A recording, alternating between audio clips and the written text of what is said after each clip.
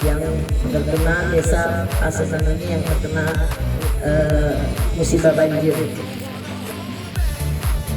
Bapak Ibu yang dirahmati Allah, saya atas nama pemerintahan Kabupaten Musirawas dan pribadi dan Ibu Wakil Bupati hari ini ingin menyerahkan bantuan dari kami yang mana sebelumnya pada saat kejadian itu sudah bergerak ya dari tim SAR dan tim Gegana. Tapi saya sedang pergi ke Palembang.